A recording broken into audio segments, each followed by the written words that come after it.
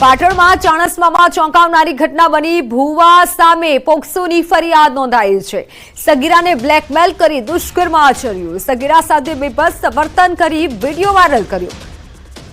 મહેસાણાના ભુવાએ દુષ્કર્મ આચર્યું, અવારનવાર સગીરાનો પીછો કરી ગાડીમાં બેસાડી જાનથી મારી નાખવાની ધમકી આપી બ્લેકમેલ કરી અને આ મામલે સગીરાના પિતાએ પોલીસ ફરિયાદ નોંધાવી છે।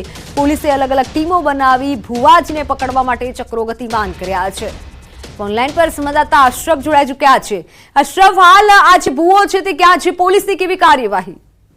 બિલકુલ મિત્તલ, શર્મસાર ઘટના પાટણથી બહાર આવે છે, જ્યાં ચાણસ્મા પોલીસ મથકે બની બેઠેલા ભુવાજી ઉપર પોક્સોની ફરિયાદ નોંધાઈ છે। સમગ્ર હકીકત એવી છે કે જે ભુવાજી ભગાજી ઉર્ફે શંકરભાઈ ચૌધરી, જો ભુવાજી તરીકે ઓળખાતા, તેઓએ સગીર વયની બાળા સાથે શારીરિક અડપલા કર્યા હતા। તેનો ફોટો અને વિડીયો વાયરલ કરવાની જે સગીર વયની બાળા હતી તેને ધમકી આપી અને અવારનવાર ક્યાંક દુષ્કર્મ આચર્યો છે તેવી પોલીસ ફરિયાદ નોંધાવી છે। મહત્વનું છે કે જે રીતે ડીવાયએસપી સાથે વાત થઈ તે પ્રમાણે ડીવાયએસપી કીધું કે અલગ અલગ પોલીસની 3 થી વધુ ટીમો બનાવી છે અને ભુવાને પકડવાની તજવીજ હાથ ધરી છે। બીજી બાજુ પોસ્કોની સાથે સાથે જે રીતે સોશિયલ મીડિયામાં ફોટો અને જે વિડીયો વાયરલ કર્યા છે તેને લઈને પણ અલગ કલમો લગાવવામાં આવે, એટલે ચોક્કસ કહીએ કે એક શર્મસાર ઘટના કહીએ તો ન નથી, કારણ કે ભુવાજી ધર્મના નામે ક્યાંક લોકો તેમની સાથે આસ્થા જોડાયેલી હતી, પરંતુ આ બની બેઠેલા ભુવા ક્યાંક અન્ય જે સાચા ભુવા હોય છે તેને બદનામ કર્યા। એટલે ચોક્કસ કહીએ હાલ તો જે મહેસાણાના ઉકરચીના જે ભુવાજી હતા તેમના સામે પોક્સોની ફરિયાદ નોંધાઈ છે અને ચાણસ્મા પોલીસ તેમજ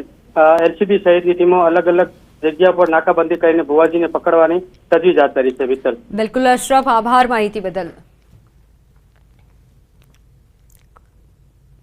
સગીરાને બ્લેકમેલ કરી દુષ્કર્મ આચર્યું હોવાનું સામે આવ્યું છે અને ચાણસ્મામાં ચોંકાવનારી ઘટના બની છે।